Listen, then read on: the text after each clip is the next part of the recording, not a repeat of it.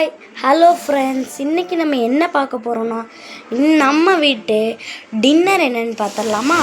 இன்றைக்கி நம்ம வீட்டில் தோசை தான் செய்ய போகிறோம். வாங்க செய்யறத பார்க்கலாம். அடுப்பை ஆன் பண்ணியாச்சு, ஹீட் ஆகட்டும். இப்போ ஹீட் ஆயிடுச்சு, ஆயில் அப்ளை பண்ணிட்டேன்.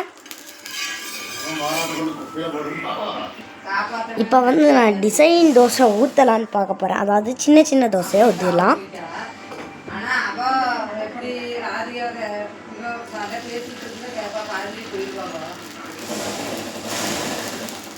ஃபுல்லாக ஊற்றிடலாம், இல்லைன்னா இந்த மாதிரி டிசைன் தோசையை ஊற்றிடலாம். டிசைன் தோசையாக சுடலான்னு தான் நினச்சேன். பார்த்திங்கன்னா என்னென்னமோ வந்துருச்சு, அதனால் அதை தோசையாகவே மாற்றிடலாம்.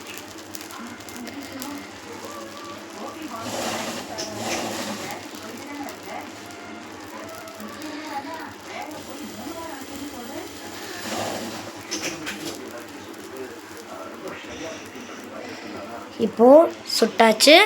இதே மாதிரி எல்லா தோசையும் சுட்டுறலாம். வாங்க பார்த்துடலாம்.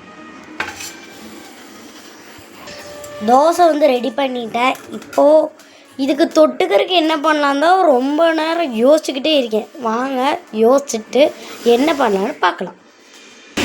சரி, சட்னி மாதிரி ஏதாச்சும் மசாலா வச்சு பண்ணலாம், மிளகா பொடியெல்லாம் வச்சு அப்படின்னு சொல்லிட்டு சாமிக்கிட்டேருந்து ஒரு தட்டு பார்த்திங்கன்னா வாங்க போகிறோம். வாங்க வாங்கிடலாம்.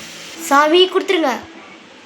கீழே பார்த்தா ஒன்றும் இல்லை, இப்போ பார்த்தா இருக்குன்னு சொல்லிட்டு கண்ணை மூடிட்டு பார்க்கலாம். வந்துருச்சு. இப்போ நம்ம இதில் ஆட் பண்ணுற மசாலாஸ் எல்லாம் வாங்க பார்த்துடலாம். ஃபஸ்ட்டு மல்லித்தூள் எடுத்துக்கலாம். மல்லித்தூள் 1 ஸ்பூன்,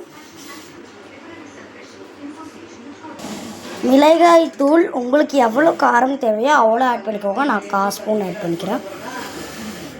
எல்லாமே உங்களோட மெஷரிங் தான். இப்போ நான் கொஞ்சம் சால்ட் எடுத்துக்கிறேன். இதுவும் 1/4 ஸ்பூன் போட்டுக்கலாம். போட்டாச்சு. இப்போது மிக்ஸ் பண்ணிக்கலாம்.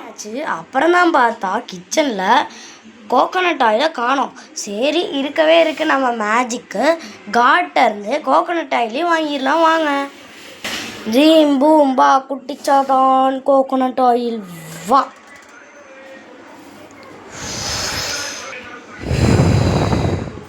பார்த்திங்கன்னா வந்துருச்சு.